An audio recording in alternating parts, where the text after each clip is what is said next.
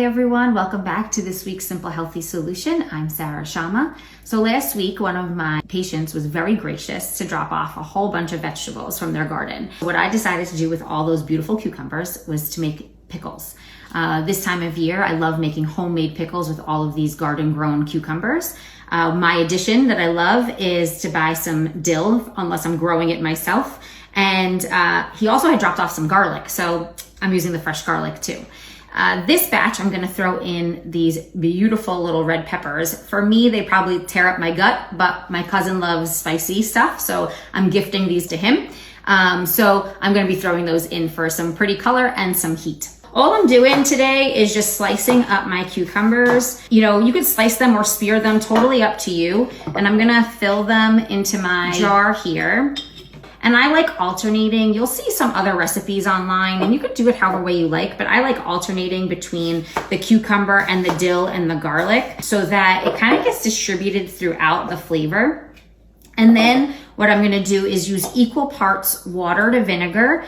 And then the beautiful thing about making your own is you get to control how much salt you're gonna use, so that affects the sodium content. So just so you're aware, about a tablespoon of pink Himalayan salt, which is what I have here, that is about 5,000 milligrams of sodium.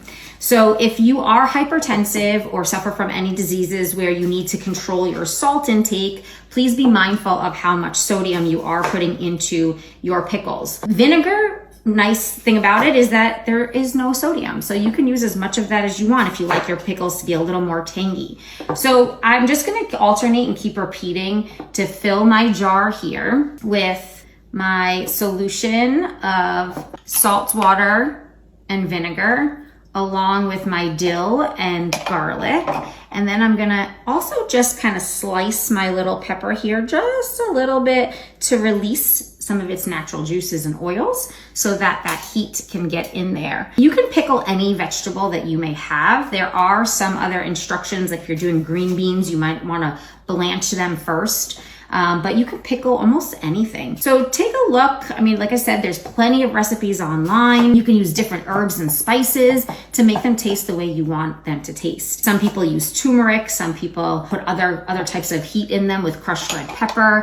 So really up to you, but that's what you want to do in making your pickles. So you're just gonna compact them in there and then seal them up nice and tight and then refrigerate them for a few days. It'll take a couple of days in order for them to be ready. But then you can enjoy these wonderful pickles alongside a sandwich, or maybe even if you want them for a quick snack in the afternoon. Very little calorie, light, nice and crunchy, but just like I mentioned earlier, be mindful of the sodium. That's this week's Simple Healthy Solution, and I'll see you next time. Thanks for watching.